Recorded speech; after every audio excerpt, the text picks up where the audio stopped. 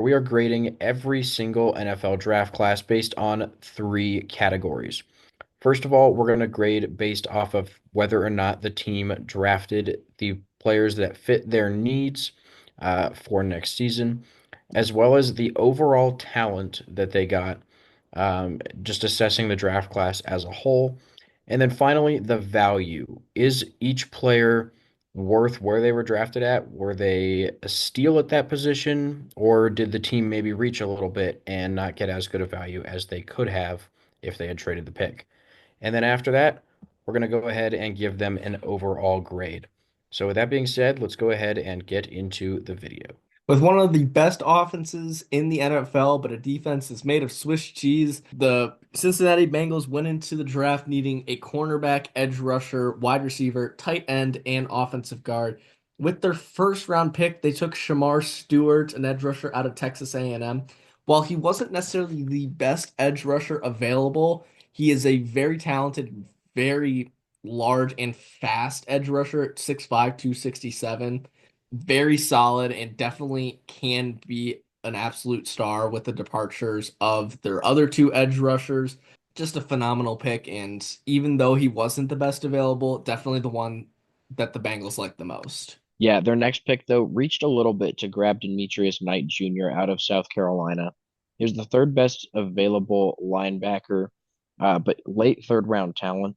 So, not a great pick necessarily. They probably could have traded back a little bit, but given how badly they need defensive talent, it's probably risky to let him sit there, in their opinion. So, it's not a bad pick to grab a linebacker here.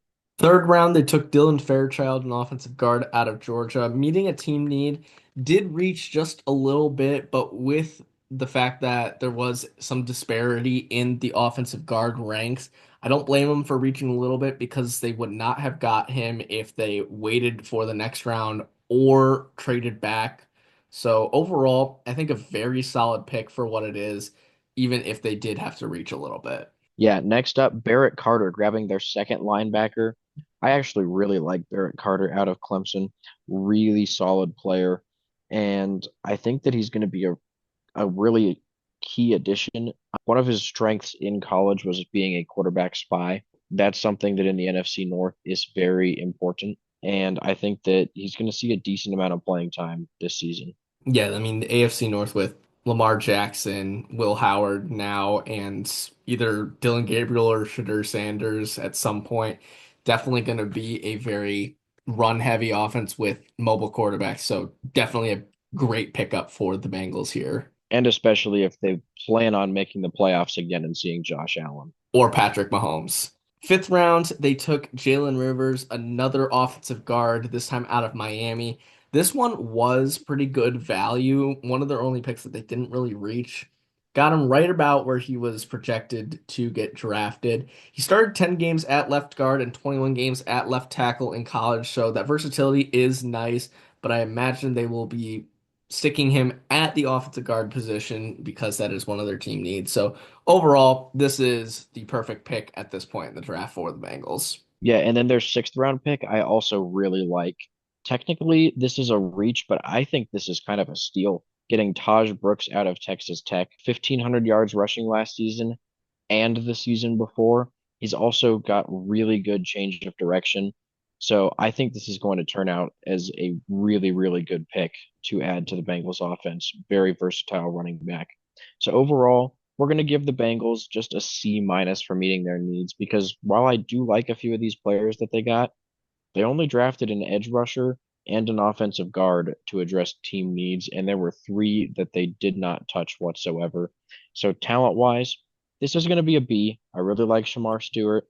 Everybody else, pretty solid players, but nobody super crazy. And then value wise, it's going to be a C plus. Shamar Stewart, again, good pick. Everybody else, they did reach. Some of the reaches made sense. And I don't hate a lot of the picks, but it doesn't change the fact that they were still reaches by about a round's worth of talent. So overall, this is going to be a C plus draft class for the Cincinnati Bengals. Yeah, definitely a okay draft class for the Bengals. They did focus on the defense earlier on, which is a very key thing that they should have done. but they still didn't draft a corner, and I don't even know who their starting corners are anymore.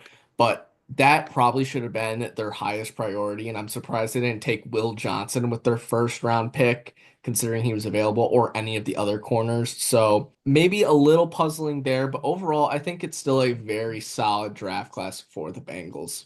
So thank you guys for watching. Please make sure to like and subscribe so you don't miss any more of our videos, and we will see you in the next one.